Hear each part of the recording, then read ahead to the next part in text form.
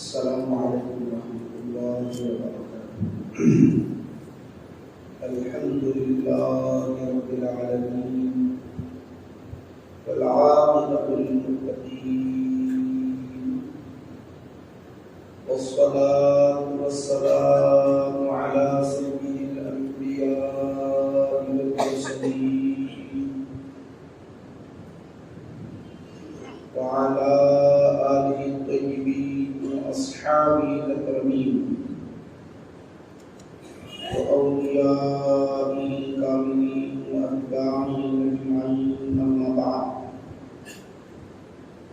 فأعوذ بالله من الشيطان الرجيم. بسم الله الرحمن الرحيم. إن الذين آمنوا وعملوا الصالحات سيجعل لهم الرحمن ودا. صدق الله مولانا العظيم. وقال تعالى في شان حبيبه: إن الله وملائكته يصلون على النبي يا أيها الذين آمنوا صلوا عليه وسلموا تسليما. اللهم صل على سيدنا محمد وعلى آله وصحبه افضل صلواتک وعدد معلوماتک وبارک وسلم. برادران ملت اسلامیہ، بزرگان ملت، ماہ سفر ختم ہونے کے قریب ہے. آنے والا مہینہ ربیع النور، اس میں ہمارے نبی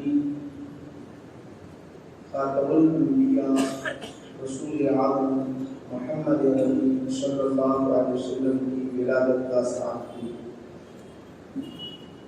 انشاءاللہ عزیز آئندہ جمعہ سے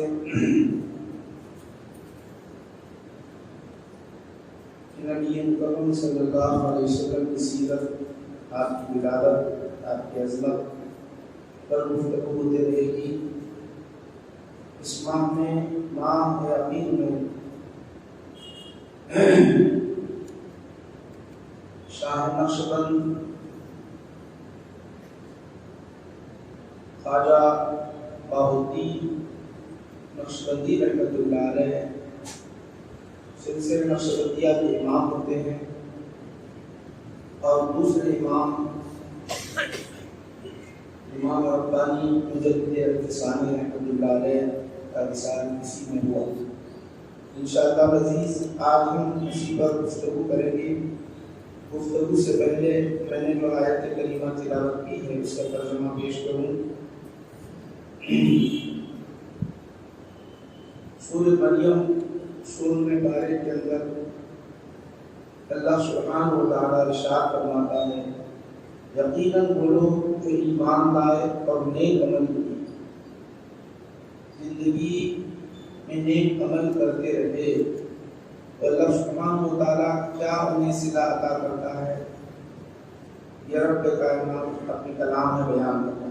یقیناً ان الذین آمنوا وعملوا الصالحات، ایمان لائے اللہ پر، پھر ایمان لانے کے بعد ان کی زندگی جو بسر ہوئی شریعت کے مطابق گزری، تو اللہ سبحانہ و تعالیٰ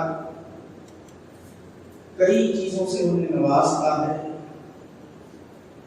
ان میں سے یہ بھی ہے، کئی چیزوں سے انہیں نوازتا ہے. ان کے مقامات کو ہم سمجھ نہیں سکتے. اللہ اپنی شان کے مطابق انہیں جو نوازتا ہے وہ اللہ ہی بہتر جانے اور لینے والا ہی بہتر جانے، ہم نہیں جان سکتے. اس میں سے یہ کہ یہ اللہ نے بیان کیا سیجعل لهم الرحمن، اس آیت میں بیان کیا سیجعل لهم الرحمن ودا. ان قریب، یہ عمل کرنے کے ساتھ ہی قریب کا صیغہ آیا کہ ان قریب، یقیناً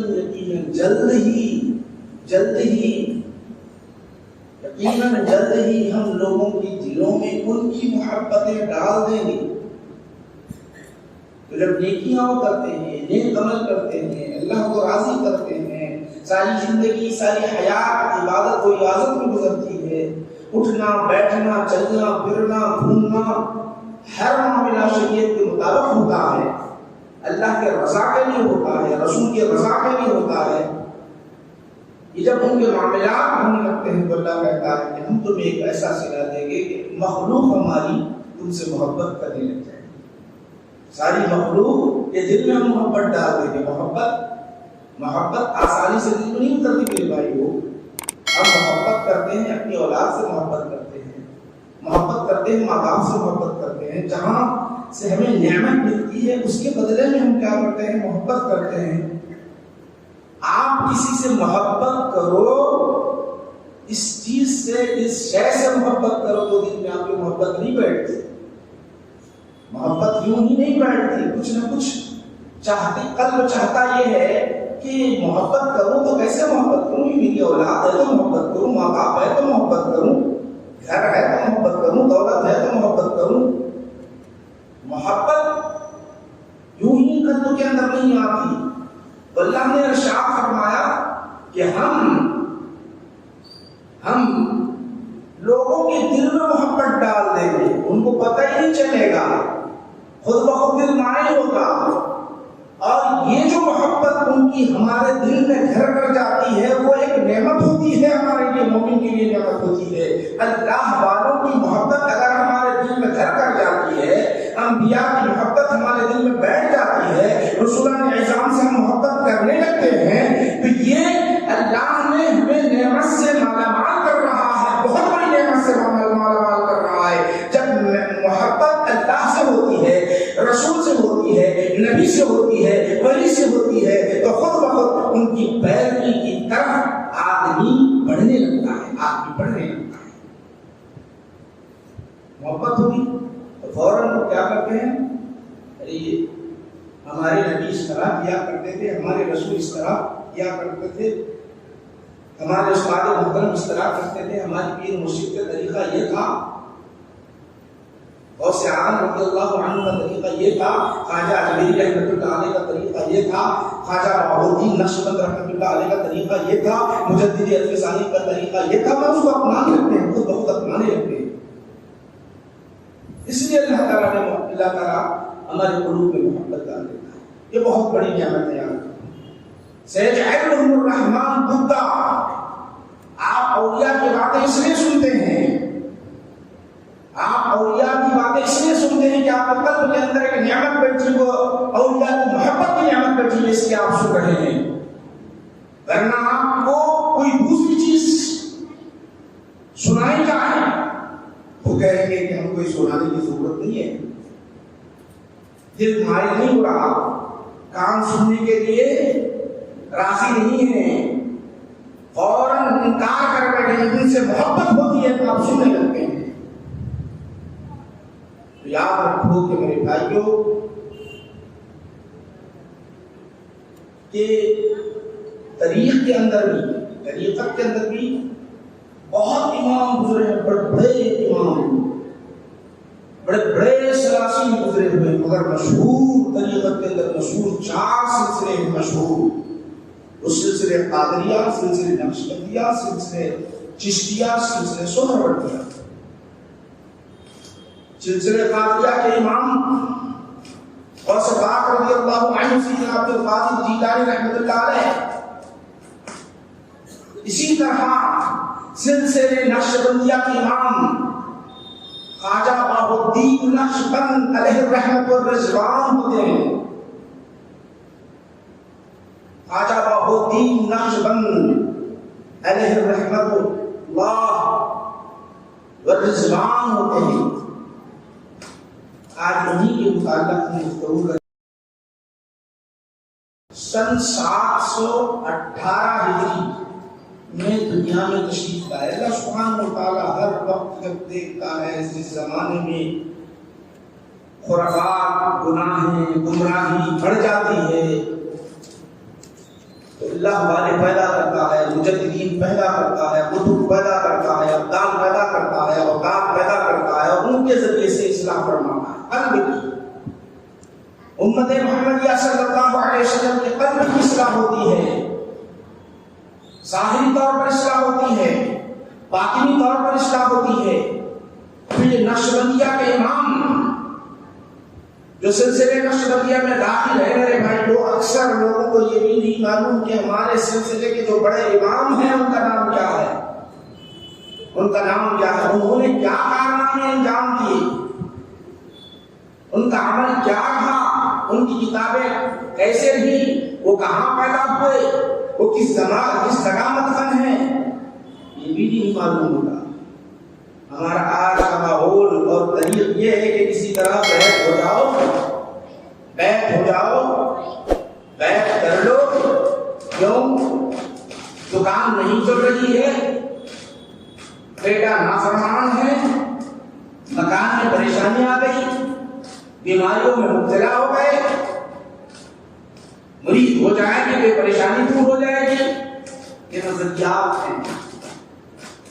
مگر یاد رکھو یہ جو سلاسل ہیں اس کے ائمہ ہیں، اس میں سے جو مرشدین ہیں، ان کا مقصود یہ نہیں ہوتا، ان کا مقصود یہ ہوتا ہے کہ قلب کی اصلاح کر دے، ان کا ظاہر بھی پاک ہو اور ان کا باطن بھی پاک ہو، ان کی زندگی ایسی زندگی ہو رسول اعظم صلی اللہ علیہ وسلم کے طریقے پر چلنے والا ہو، حرام و حلال کی تمیز اس کے اندر ہو، حرام کے قریب نہ جائے، حلال چیزیں اپناتے رہیں، ان کا طریقہ یہ ہوتا ہے، ان کا مقصود یہ ہوتا ہے۔ مگر اب ہمارا مقصود ہی بدل گیا، ہمارا مقصود ہی بدل گیا۔ ہم اپنے مقصود کو چینج کرنا، تبدیل کرنا ضروری ہے۔ جب تک ہم اپنے مقصود کو، اپنے مطلب کو تبدیل نہیں کریں گے، کامیابی ملنے والی نہیں ہے، حق کا راستہ ملنے والا نہیں ہے، حق کا راستہ نہیں ملنے والا ہے۔ خواجہ بہاء الدین نقشبند علیہ رحمۃ الرضوان فرماتے ہیں کہ حق کے راستے پر چلنے والے کے لیے تین چیزیں ضروری ہے۔ یہ تو حلال و حرام کا معاملہ رہا، الگ بات، شریعت کا معاملہ الگ بات، تین چیزیں خدا کی نسبت میں جو آپ عبادت کر رہے ہو اس کا ادب بجا لانا، عبادت کے ساتھ ادب، بندگی کے ساتھ ادب کے ساتھ بجا لانا ضروری ہے۔ رسول پاک علیہ السلام کی طرف نسبت ہو تو وہاں ادب کو ملحوظ رکھنا ضروری ہے۔ پھر اسی طرح اپنے پیر و مرشد کا ادب بجا لانا، جہاں سے اپنے کو نعمت عظمیٰ ملی، جہاں سے اپنے کو فیض ملا، ان کا ادب بجا لانا۔ اسی لیے خواجہ نقشبند علیہ الرحمٰن جب دنیا میں تشریف لائے، آپ کی ولادت ہوئی سن 718 یا 21 علی الاختلاف ہجری میں، تو آپ کے پہلے رہنما، آپ کے پہلے مرشد وہ کون رہے؟ حضرت خواجہ بابا سماسی رحمۃ اللہ علیہ، جو صاحب حال، صاحب کرام بزرگ تھے۔ آپ کی ولادت سے پہلے آپ فرمایا کرتے، جس جگہ سے آپ، جس گھر سے آپ کے گھر سے گزرتے تو آپ فرماتے کہ مجھے یہاں سے خوشبو آ رہی ہے، ایک مرد حق پیدا ہوگا اور دنیا میں انقلاب پیدا کرے گا، دنیا میں انقلاب پیدا کرے گا۔ ولادت ہوتے ہی 3 دن کے بعد جا کر دیکھا وہ خوشبو جو آ رہی تھی، جا کر دیکھا تو آپ نے کہا بخدا میں جو خوشبو کو سونگ رہا تھا، جہاں سے مجھے خوشبو آ رہی تھی، یہی وہ بچہ ہے، کل کا امام بنے گا، کل کا امام بنے گا۔ خواجہ نقشبند علیہ رحمۃ الرضوان کی ہم زندگی کو دیکھیں، اپنے پیر و مرشد کا جو ادب بجا لایا کرتے تھے، یہ سب آداب میں سے ہیں۔ آدمی نماز بھی پڑھتا ہے تو بڑے ادب کے ساتھ پڑھے تو اللہ کو بڑا مقبول ہے۔ نبی ادبی کے ساتھ آپ عبادت کر رہے ہیں، خیال ادھر ادھر بہکا بھٹکا ہوا ہے، یہ آداب میں سے ہے۔ بخاری شریف میں آتا ہے رسول اعظم صلی اللہ علیہ وسلم نے ارشاد فرمایا، کسی نے دیوار پر تھوک دیا، آقا نے فرمایا یہ سامنے کی دیوار پر قبلہ رخ ادھر تھوک دیا ہے، جانتا بھی ہے جب بندہ حالت نماز میں ہوتا ہے تو رب سے ہم کلام ہوگا، رب کی توجہ کی طرف، رب کی طرف جب وہ توجہ کرتا ہے تو رب کی رحمتیں اسے گھیر لیتی ہے، ڈھانپ لیتی ہے، تجلیات اس پر اترنے لگتے ہیں، تجلیات اس پر اترنے لگتے ہیں۔ جیسا ہی اپنے خیال اور فکر کو دوسری طرف منتقل کرتا ہے تو اللہ کی رحمتیں کہتی ہے مجھ سے بھی بڑھ کر کائنات میں اور کوئی چیز ہے جو تم مجھ سے منہ پھیر لیا ہے، تم سے منہ پھیر لیا ہے۔ کیا ہماری آداب، کیا ہماری نمازیں ایسی ہوتی ہے ادب کے ساتھ؟ کیا ہماری نمازیں ادب کے ساتھ ہوتی ہے؟ آج تو یہ طریقہ بنا دیا گیا، جتنا بے ادبی کے ساتھ ہم نماز ادا کریں اس کو سمجھتے ہیں یہی ہے شریعت۔ بے ادبی کے ساتھ مطلب کیا ہوا؟ آنے والا بغیر ٹوپی کے آئے گا، اسے کہا جائے کہ ٹوپی پہن لے، ادب ہے، آقا نے پہنا ہے، صحابہ نے پہنا ہے، بغیر ٹوپی کے نماز ادا نہ کرنا یہی شریعت ہے۔ اس کو بتا دیا جائے تو کہاں ہے؟ بتاؤ کون سی حدیث میں آیا ہے؟ کیا ضروری ہے؟ کیا واجب ہے؟ کیا فرائض میں سے ہے؟ یہ سوال کرتا ہے۔ کبھی یہ بھی سنتا، کبھی یہ بھی حدیث کو اس نے سنا ہے کہ اللہ کے رسول صلی اللہ علیہ وسلم نے ارشاد فرمایا جب اس کا ذہن و فکر ادھر ادھر مائل ہونے لگتا ہے تو رب کی رحمتیں کہتی ہے میرے سے بھی بڑھ کر کوئی ہے، مجھ سے بھی بڑھ کر کوئی ہے، تو ادھر اپنے چہرے اپنے ذہن کو ادھر ادھر مائل کیا ہوا ہے۔ اللہ کی رحمتیں پوچھتی ہے۔ تو ہمارا حال یہ ہے، ہماری کیفیت یہ ہے۔ خواجہ بہاء الدین نقشبند الرحمانی صاحب گرامی مت پوچھو، ساری رات جب ذکر میں بیٹھ گئے، ساری رات بیت جاتی ذکر میں اللہ اللہ کے ساتھ، لا الہ الا اللہ کے ساتھ، ساری رات جب اس طرح گزر جاتی، اٹھ کر کھڑے ہوتے تو کسی کی طرف آپ نگاہ نہیں ڈالتے، سامنے کوئی آتا تو نگاہ نیچے ہو جاتی، نگاہ نیچے رکھتے۔ کیوں کہ اگر آپ کسی پر وہ نگاہ ڈالتے تو وہ داب نہیں جاتا، بے ہوش ہو کر گر پڑتا۔ وہ کیا چیز تھی؟ وہ کیا چیز تھی؟ جب آپ کسی پر نگاہ ڈال رہے ہیں، کسی کو دیکھ رہے ہیں، نگاہ ڈال کر دیکھ رہے ہیں، تو آنکھوں سے جو اللہ سبحانہ و تعالیٰ کے دیدار میں جو رات بیتی، انوار و تجلیات کے ساتھ قلب روشن ہوا، وہ قلب کے ساتھ نگاہ کے اندر نورانیت پیدا ہو گئی، ذکر اللہ کی نورانیت، اللہ کے ادب کے ساتھ جو ذکر کیا وہ نورانیت جب پیدا ہو گئی تو آپ کسی کو دیکھتے تو اس کا حال یہ ہوتا کہ بے ہوش ہو کر گر پڑتا، تاب نہیں لاتا۔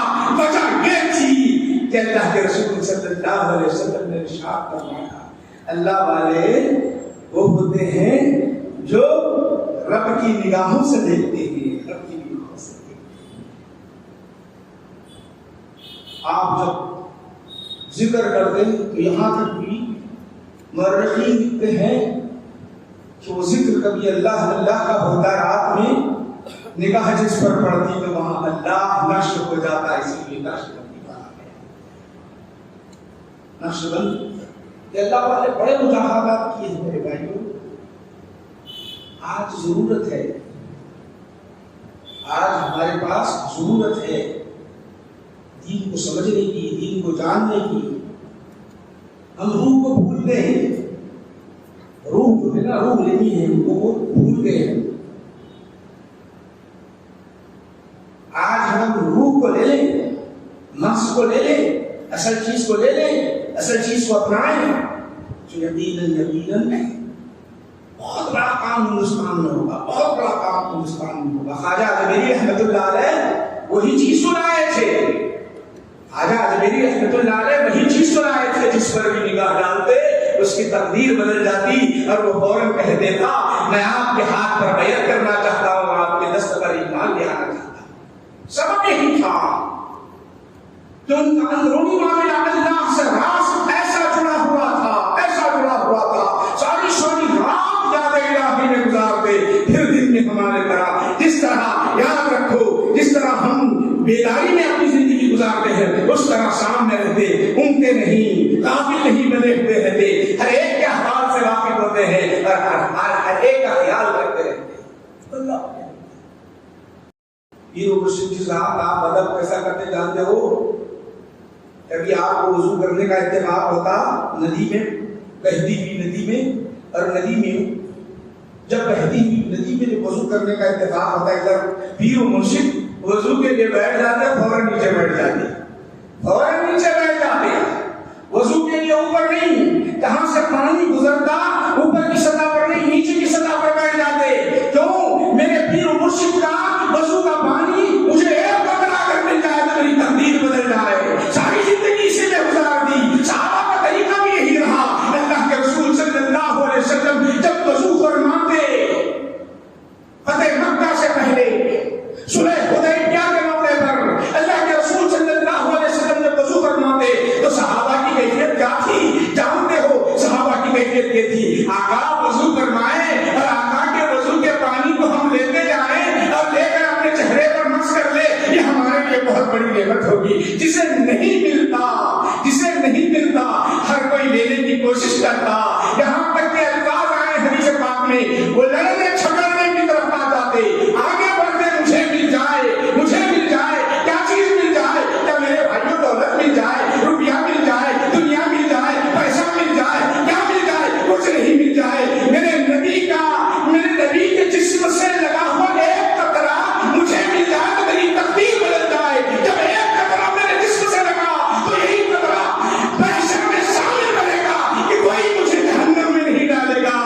قاضی جہنم یعنی جہنم میں لے جانے والا وہ فرشتہ کہے گا یہ تو اس کے جسم سے لگا ہوا قطرہ جو ہے پانی کا نبی کا لگا ہوا ہے، میں جہنم سے بچ جاؤں گا.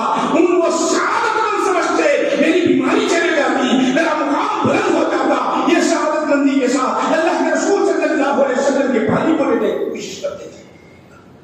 اعلیٰ نشرن علیہ رحمت و رضوان نے بھی یہی کیا. اے کاش بہتا ہوا قطرہ میرے مرشد کا مجھے مل جائے اور میری تقدیر بدل جاتی. یہ حال ہوتا ہے محبت میں ڈوبے ہوئے رہتے ہیں، محبت میں ایسے ڈوبے ہوئے رہتے ہیں. ادب کا حال یہ تھا، ادب کا حال یہ تھا، پیر مرشد چل رہے ہیں، کبھی ساتھ نہیں، کبھی آگے نہیں، کبھی آگے نہیں، کبھی ساتھ نہیں، کبھی آپ کے قدم پر قدم نہیں، قدم پر قدم نہیں پڑ جائے تو بے ادب بن جاؤں، آگے جاؤں تو بھی بے ادب جب بن جاؤں. ساتھ چلوں کیسے؟ میرا مقام تو ہے ہی نہیں، میرا وجود ہے ہی نہیں. یہ تصور، یہ خیال ہوتا. اسی لیے اللہ سبحانہ و تعالیٰ نے ارشاد فرمایا، نبی پاک علیہ السلام کے ارشاد فرمایا، میرے حبیب سے آگے نہ بڑھنا. یا ایھا الذین آمنوا لا تقدموا بین یدی اللہ ورسولہ، میرے حبیب کے آگے نہ بڑھنا. تو یہ ہے مردان حق جو یہ ہوتے ہیں ان کی زندگی کو دیکھو تو ادب ہی ادب بھرا ہوا ہوتا ہے، ادب ہی ادب بھرا ہوا ہوتا ہے. تو شہنشاہ نقشبند اسی مہینے میں معلوم ہی نہیں بہت افراد کو، اور مجدد الفسانی رحمۃ اللہ علیہ، یہ بھی امام سلسلہ نقشبندیہ کے دین الہی کو ختم کرنے والے، اکبر کے دین الہی کو ختم کرنے والے مجدد الفسانی، ہندوستان کا حال تباہ و برباد ہو چکا تھا، اسلام پر عمل کرنا دشوار تھا. اس دین کو ختم کرنے والے امام ربانی مجدد الفسانی اسی مہینے میں دنیا سے پردہ فرما گئے. 28 صفر کو یا 27 یا 26 کا اختلاف معلوم ہی نہیں. سلسلے میں نقشبندی ہوں، میں قادری ہوں، میں چشتی ہوں، میں سہروردی ہوں، بہت اچھی بات ہے. یہ نسبت لگانا بڑی اچھی بات ہے، مگر نسبت کے ساتھ طالب حق تو بننا چاہیے نا میرے بھائیوں، طالب حق بننا چاہیے. اسی غرض سے میں آپ حضرات کے سامنے یہ باتیں آپ بتا رہا ہوں. یہ آپ حضرات انشاءاللہ ایک جلسہ بھی ہوگا، اس سے پہلے جامع مسجد میں ہوا بڑے اہتمام کے ساتھ. اب نوجوانوں نے اہتمام کیا ہے، وہ کوئی فنکشن ہال میں رکھے ہیں مجدد الفسانی رحمۃ اللہ علیہ کا. میں سمجھتا ہوں منگل کے روز وہ اعلان ہے کہ ہمارے حضرت ذکی بھائی صاحب اعلان کریں گے ماشاءاللہ. وہ اعلان کو بھی آپ سننا ہے، اس میں آنا ہے. کھانے کا بھی انتظام ہے، روحانی غذا بھی ہے، جسمانی غذا بھی ہے. تو تو وہاں ذرا وقت ملتا کافی، وہاں ٹائم ملتا تو آپ کو ایک ایک بات سنانے کی، ہمیں بھی سعادت ملتی، ہم کو بھی، اب ہم سناتے ہیں اللہ والوں کی باتیں، جب پڑھتے ہیں تو یقیناً آپ کا کیا ہے پتہ نہیں، ہمارا معاملہ ہم آپ کو بتانا چاہتے ہیں۔ جب اللہ والوں کی کتابیں ہم پڑھتے ہیں تو دل ایسا ہو جاتا ہے، دل کے اندر ایک نورانیت پیدا ہو جاتی ہے، دل کے اندر ایک نورانیت پیدا ہو جاتی ہے اور عمل کی طرف رغبت ہونے لگتی ہے۔ تو اللہ والوں کی کتابوں کو پڑھو، اللہ والوں کی سنت اختیار کرو، اللہ والوں کے باتوں کو سنو، جس کی وجہ سے ہماری اصلاح ہوتی ہے۔ اور کوئی مقصود اس کے اندر نہیں، ہماری کوئی شہرت کرنا مقصود نہیں ہے ہمارے لیے، ہماری خود کی اصلاح کی ضرورت ہے۔ آج ہم اگر اپنی خود کی اصلاح کر لیں تو یقیناً اپنی اچھی طرح اصلاح کر لیں، ان کے طریقے کو اپنائیں، مجدد الفسانی رحمۃ اللہ علیہ کے طریقے کو اپنائیں، خواجہ اجمیری رحمۃ اللہ علیہ کے طریقے کو اپنائیں، غوث اعظم رضی اللہ تعالیٰ عنہ کے طریقے کو اپنائیں، خواجہ بہاء الدین نقشبند رحمۃ اللہ علیہ کے طریقے کو اپنائیں، ان کے ظاہری اور باطنی طریقے کو اپنائیں، تو یقیناً ایک انقلاب پیدا ہوگا۔ سارے ہندوستان میں تقریباً مسلمان بن جائیں گے سارے، مگر ہم کہاں کوشش کر رہے ہیں؟ ہم تو صرف یہاں آج ظاہری علماء کی طرف نمبرے کی طرف، بس علماء ہیں، ہم ادا کرتے رہتے ہیں، ہمارا بھی کیا کرنا ہے، انہیں تقریر کرنا، ہمارا سننا اور بس چلے جاتے ہیں۔ یہ کام نہیں ہوگا میرے بھائی، یہ کام نہیں ہوگا۔ کام کب ہوگا؟ جب ہر کوئی اصلاح کی کوشش کرے، ہر کوئی اصلاح کی کوشش کرے، جب کام ہوگا۔ شہنشاہ نقشبند رحمۃ اللہ علیہ کا فاتحہ کا اہتمام کرو تاکہ بچوں کو معلوم ہو جائے، مجدد الفسانی رحمۃ اللہ علیہ کی فاتحہ کا اہتمام کرو جبکہ نوجوان بچوں کو معلوم ہو جائے انہوں نے کیا کارنامہ انجام دیا۔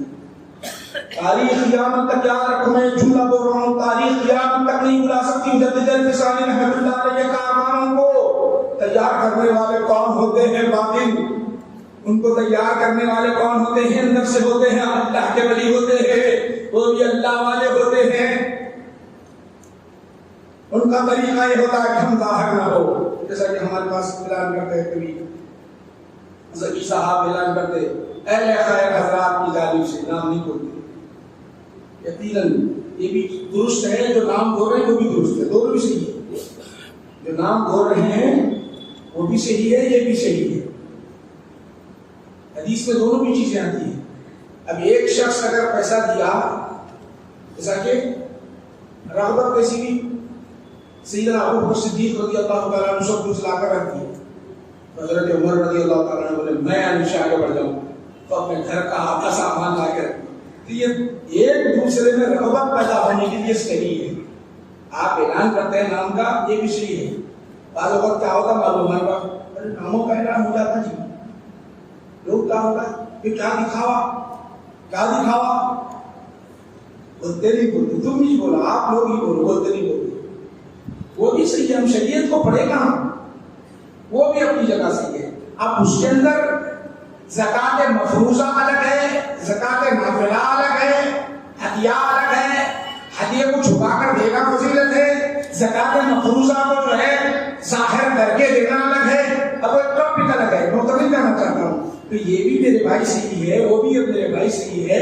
تو یہ جو مشائخین کے پیچھے جو طاقت ہوتی ہے، مجدد الفسانی رحمۃ اللہ علیہ کو تیار کرنے والے ان کے استاد محترم کون ہیں، وہ کس طرح تیار کیا، کس طرح اپنا علم ان کے قلب کے اندر ڈالا، ان کو اس طرح پیغام چڑھانے والے کون؟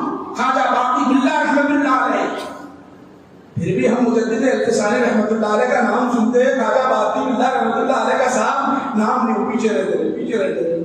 شاگرد بولے یہاں تک کہ پورے کے پورے سارے کے سارے اپنے مریدین، جتنے خواجہ باقی باللہ رحمۃ اللہ علیہ کے جتنے مریدین تھے سب کو حوالے کر دیا، لے لو ان کے پاس جاؤ، کوئی کرتا آج کا کچھ میں نے میرے ملک کا وسا کیسے جا سکتا، کچھ تو ہے، کیا تو ہے، آپ کو سب معلوم ہے۔ یہ میں اس پر نہیں جانا چاہتا، آپ کو پورا معلوم میرے مرید ادھر کیسے چلے گئے۔ کوئی پیر مرشد ایسا ہو سکتا ہے، یہ ہے وہ پیر مرشد چھپے ہوئے ہوتے ہیں، پتہ ہی نہیں چلتا، علوم باطنہ کے سمندر کو پی جاتے ہیں،